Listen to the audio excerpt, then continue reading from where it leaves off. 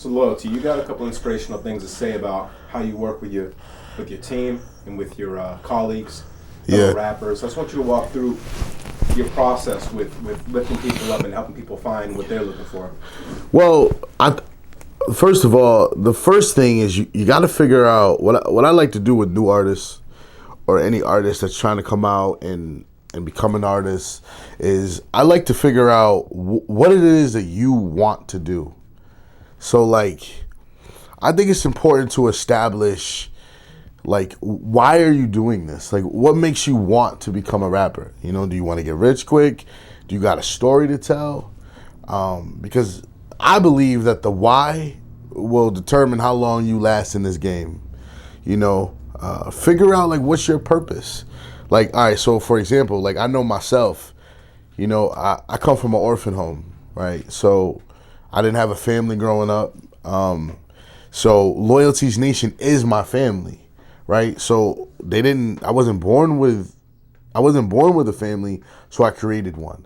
So everything that I do is actually for everybody. It's for other people, but everything that I do has a basis to it. Like I have a foundation. I have a reason for doing what I'm doing, and that's so no kid or adult ever goes through that pain of being alone or might feel alone or might feel like an outcast.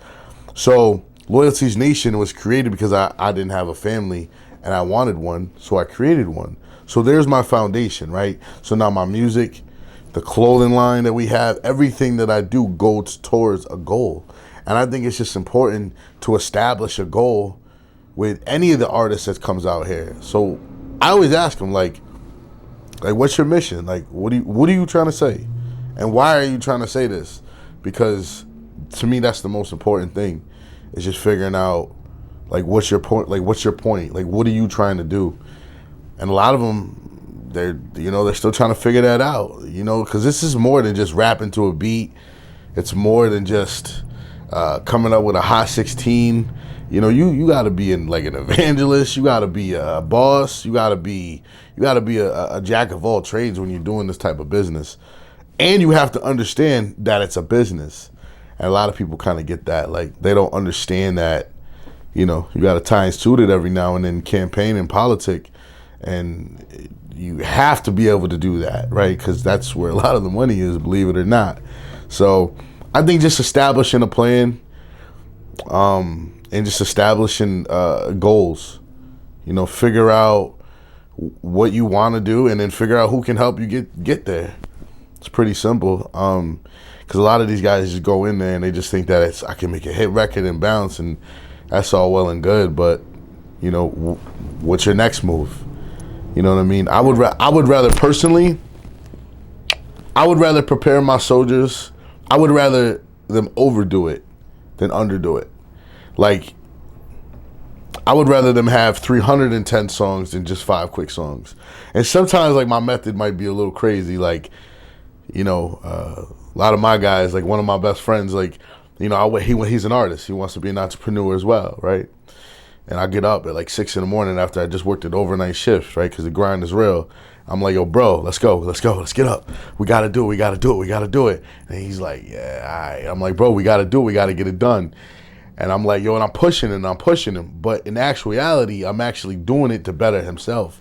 You know, at the particular person I'm talking about, you know, he needed to work on the social media. He's got great content. He's got everything. But he's lacking in social media, and he doesn't really have, you know, a spot where people can go yet. He's still going through the motions. So with me, I'm like, yo, I got him a list. This is what you need. Blah, blah, blah, blah, blah. Let's get it done right now. 6, 7 o'clock in the morning. Let's go. Let's do it. And he's like, dang, I don't want to do it. I'm like, bro, you got to get it done now. He got his SoundCloud done. And I remember when he got a SoundCloud done, he was like, I said, now at least you have that done. Check it off your list. So now when somebody asks you for your music, you can actually tell them to go somewhere.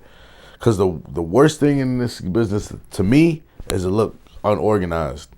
Or to look like you don't know what the heck you're doing. Like, you got to know what you're doing. Like, you look smooth out here. You got to be cool. You got to be smooth. More importantly, you got to have the products there for the people. Because the easy button is hard for people. So, you know, but just motivating them. And I think, honestly, I feel like they watch me a lot. and they just get motivated. You know, you're talking to a guy who's got 3 jobs. I'm living in a bachelor pad. It's nice. I love it. It's all I need, you know? I get up, I get down. I just left it overnight tonight. You know what I'm saying? Like, I get up, I do it again. I do it again. And I just keep grinding and grinding. And sometimes I think that they look at me and they're just like, where do you get this energy? Where do you get this motivation from? And then I go right back to the why. Like, the reason that I'm doing this is for you. So a parent goes to work to provide for their family, right? They get money, they gotta take care of the bills, but at the end of the day, it's so their kids can have a better life, right? I do this so you could have a better life, right? I mean, yes, I get to be the Diddy and I get to be the star, and that's all well and good, but at the end of the day, it's not about me. And I think when you can see that, I think that's when you mature. I think you start to advance, I want to say, your career and how you want to do this, because you can do it over 30. I think age is just a number. And at first I used to be worried about it, but I'm like, it's nothing. I mean, it literally is just a number. As long as you're progressing forward, have a plan, build a team, help strategize your plan, and then execute it. And execute it with confidence. And believe in yourself. Because I'm going to be the first one to tell you, people will laugh you out in an arena. People will tell you no. And you just can't let that stop you. If I had any advice to give it to any artist, the world is literally yours. Take it. Don't complain about it, though, because, a wise man once told me, you want change, be the change. You want it in this game, go get it, because it's out there. You just got to be hungry enough. You got to have a reason and a purpose. Like, why do you want it? How bad do you want it? I was watching a guy named IT. He's a motivational speaker, and he just he gave the story about a young man going into the river. He asked his rabbi to teach him and teach him and teach him. And basically his point was he went out to the water with the rabbi, and he was looking at the rabbi kind of weird because he's been asking him, to teach him. He wanted to learn from this rabbi. He said, okay, you want to learn about success. Success is what he wanted to learn about, right? Okay. So he took him out to the water, and they went out really, really, really deep. Like, at this point, it was over this kid's head at this point. And he got him down, and he kind of pushed him down underneath the water. And he held him there for a little bit. He let him up. He let him breathe, obviously. And the thing, his point was, he said, when you want success as bad as you want to be able to breathe, then you'll be successful. And while he was pushing him down, the only thing you want to do, we all know, is we want to breathe. We're trying to breathe when we're underwater. We can't, so he said to me, he said in the story that when you want to, as bad as you want to breathe, be successful, then you'll be successful. So sometimes I remind myself that, like, yo, how bad do you want this? Right? Because I get up at 5. Somebody else might get up at 4. And you got to think like that. They were talking about Kobe Bryant. We were just talking about basketball. And they were talking about how he goes to the locker room or he goes to the gym like 2 or 3 hours before practice. And then he goes and practice. And, like, they were just saying his work ethic is such he's a go-getter, but he's so on it and he's aggressive. It's one of the greatest now, Great example. How bad do you want it?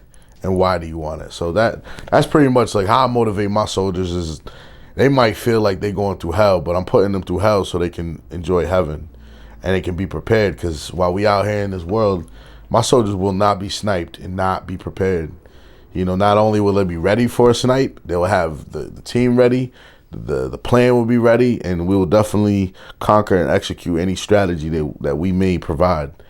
And we classy about it. We cool, we classy. So, yeah, I definitely motivate my team by what I say and what I do, because they're watching me too. So, Thanks a lot, man. That's some wise words. Facts.